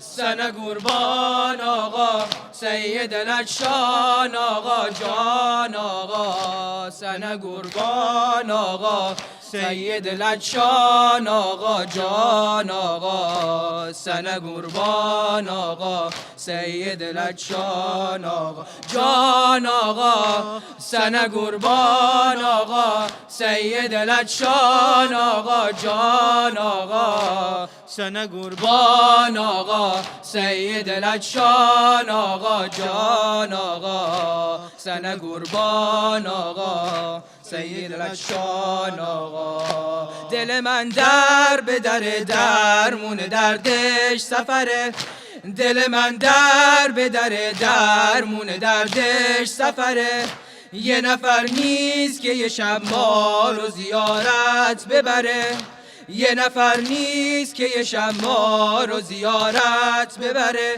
دست ادب رو سینه سینه زنای ارباب با یه سلامم میرن پایین پای ارباب جان آقا سن قربان آقا سید لچان آقا جان آقا سن قربان آقا سید لچان آقا جان آقا سن قربان آقا سید جان آقا جان آقا سن قربان آقا سید لچان آقا جان آقا سن قربان آقا سید لچان آقا جان آقا سن قربان آقا سید لچان آقا آه حسرت میکشم بار مصیبت میکشم آه حسرت میکشم بار مصیبت میکشم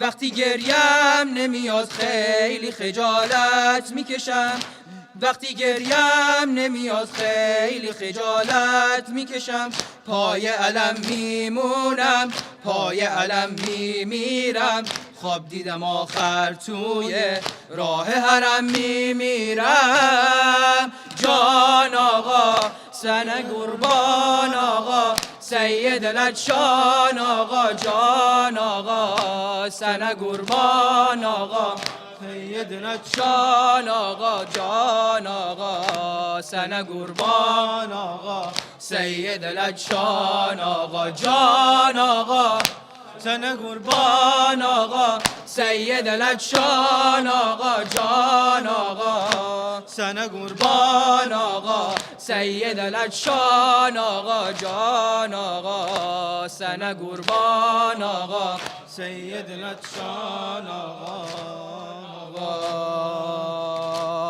دل بی تاب اومده چشم پر از آب اومده دل بی تاب اومده چشم پر از آب اومده اومده ماه از لشکر ارباب اومده اومده ماه از لشکر ارباب اومده لشکر مشکی پوشان سینه زنای ارباب شب همه شب میخونن نوحه برای ارباب جان آقا سنه قربان آقا سید لچان آقا جان آقا سنه قربان آقا سید لچان آقا جان آقا سنه قربان آقا سید لچان آقا جان آقا سنه قربان آقا سید لچان آقا جان آقا سنه قربان آقا سید لچان آقا جان آقا وہ عابد بیمار تھا وہ عابد بیمار تھا وہ عابد بیمار تھا وہ عابد بیمار تھا چلنے سے جو لاچار تھا چلنے سے جو لاچار تھا چلنے سے جو لاچار تھا چلنے سے جو لاچار تھا اور شام کا بازار تھا اور شام کا بازار تھا اور مصطفیٰ کی بیٹیاں مولا حق امام یا حسن یا حسین یا حسین یا حسین یا حسین یا حسین یا حسین یا حسین یا حسین یا حسین یا حسین یا حسین یا حسین شبیر کی وہ لاڈلی شبیر کی وہ لاڈلی شبیر کی وہ لاڈلی شبیر کی وہ لاڈلی سینے پہ جو شاخ پلی سینے پہ جو شاخ پلی سینے پہ جو شاخ پلی سینے پہ جو شاخ پلی جس کی ابا بن میں جلی جس کی ابا بن میں جلی منہ پر تماچوں کے نشان مولا حق امام یا حسن یا حسین یا حسین یا حسین یا حسین یا حسین یا حسین یا حسین یا حسین یا حسین یا حسین یا حسین یا حسین یا حسین وہ زینب و کلثوم تھی وہ زینب و کلثوم تھی چادر سے جو محروم تھی چادر سے جو محروم تھی نام نمو کے درمیان نام نمو کے درمیان اور مرتضیٰ کی بیٹیاں مولا حق امام یا عباس یا عباس یا عباس یا عباس یا عباس یا عباس یا عباس یا عباس یا عباس یا عباس یا عباس یا عباس یا عباس یا عباس یا عباس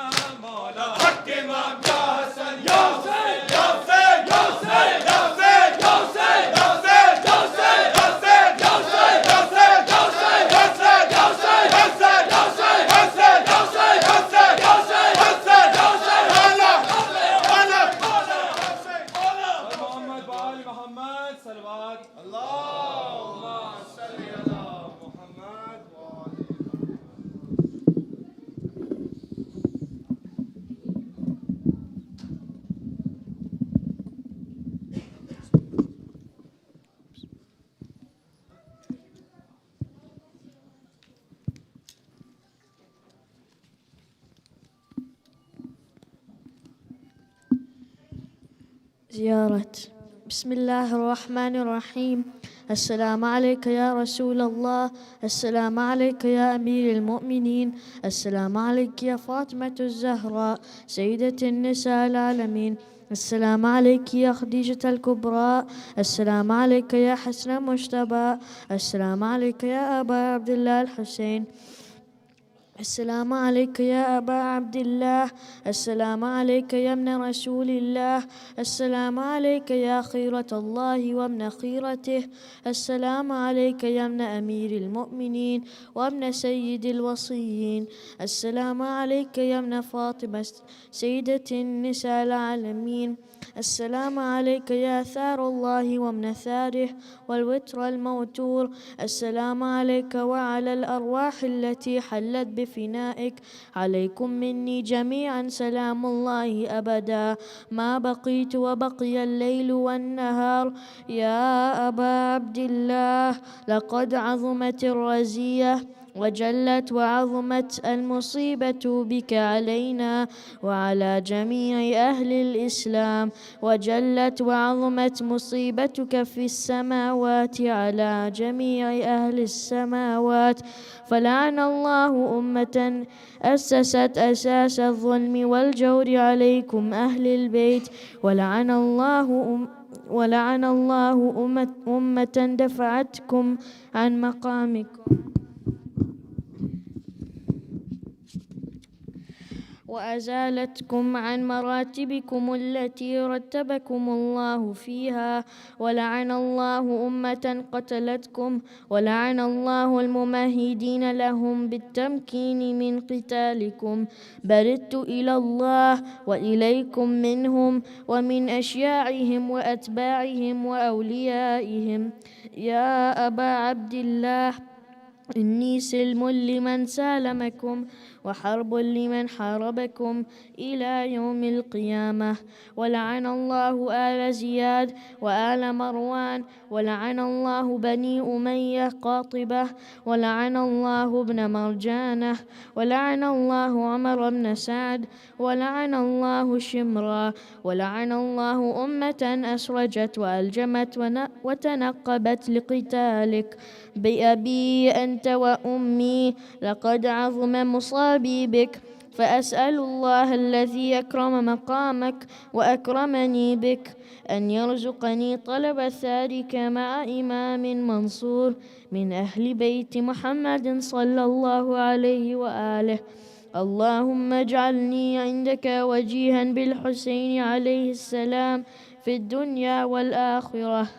يا أبا عبد الله، إني أتقرب إلى الله وإلى رسوله وإلى أمير المؤمنين وإلى فاطمة وإلى الحسن وإليك بموالاتك وبالبراءة ممن قاتلك ونصب لك الحرب، وبالبراءة ممن أسس أساس الظلم والجور عليكم، وأبرأ إلى الله وإلى رسوله ممن أسس أساس ذلك وبنى عليه بنيانه وجرى في ظلمه وجوره عليكم وعلى أشياعكم. بردت إلى الله وإليكم منهم وأتقرب إلى الله ثم إليكم بموالاتكم وبموالاة وليكم وبالبراءة من أعدائكم والناصبين لكم الحرب وبالبراءة من أشياعهم وأتباعهم. إني سلم لمن سالمكم وحرب لمن حاربكم وولي لمن والاكم وعدو لمن عاداكم، فأسأل الله الذي أكرمني بمعرفتكم ومعرفة أوليائكم ورزقني البراءة من أعدائكم أن يجعلني معكم في الدنيا والآخرة، وأن يثبت لي عندك قدم صدق في الدنيا والآخرة، وأسأله أن يبلغني المقام المحمود لكم عند الله، وأن يرزقني طلب ثاري مع إمام هدى وأن يرزقني طلب ثاركم مع إمام مهدي ظاهر ناطق بالحق منكم، وأسأل الله بحقكم وبالشأن الذي لكم عنده أن يعطيني بمصابي بكم أفضل ما يعطي مصابا بمصيبته، مصيبة ما أعظمها وأعظم رزيتها في الإسلام وفي جميع السماوات والأرض. اللهم اجعلني في مقامي هذا ممن تناله منك صلوات ورحمة ومغفرة. اللهم اجعل محياي محيا محمد وآل محمد، ومماتي ممات محمد وآل محمد.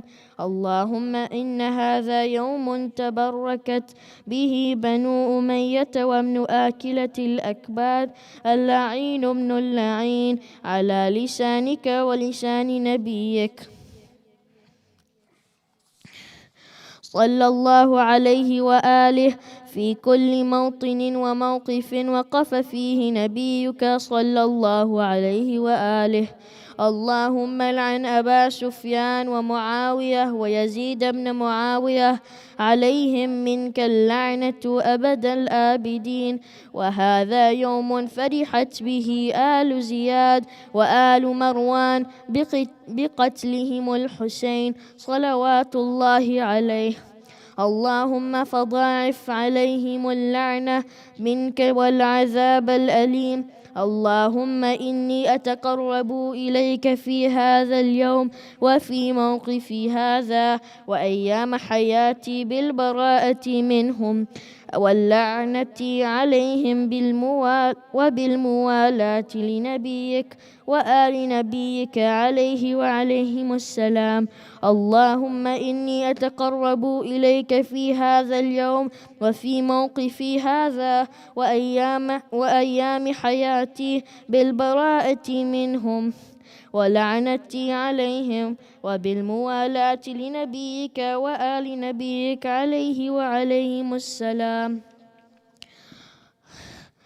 اللهم لعن أول ظالم ظلم حق محمد وآل محمد وآخر تابع له على ذلك. اللهم لعن العصابة التي جاهدت الحسين وشايعت وبايعت وتابعت على قتله.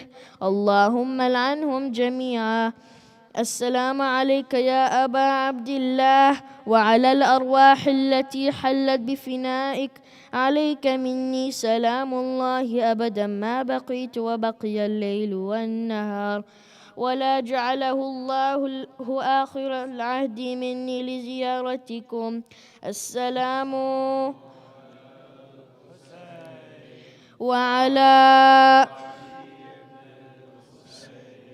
وعلى أولاد الحسين. اللهم خص أنت أول ظالم باللعن مني وابدأ به أولا ثم العن الثانية والثالثة والرابع. اللهم لعن يزيد خامسا، ولعن عبيد الله بن زياد وابن مرجانة وعمر بن سعد وشمراء وآل أبي سفيان وآل زياد وآل مروان إلى يوم القيامة. سجدة.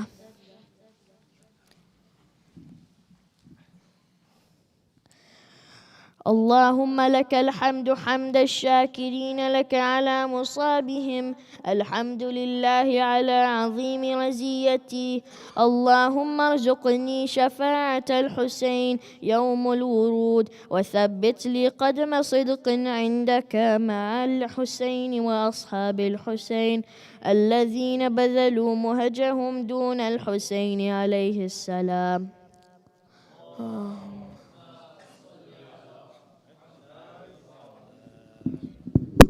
Inshallah, for this young beautiful soul and all of us, Surah Al-Fatiha تسبق الصلاة على محمد وآل محمد.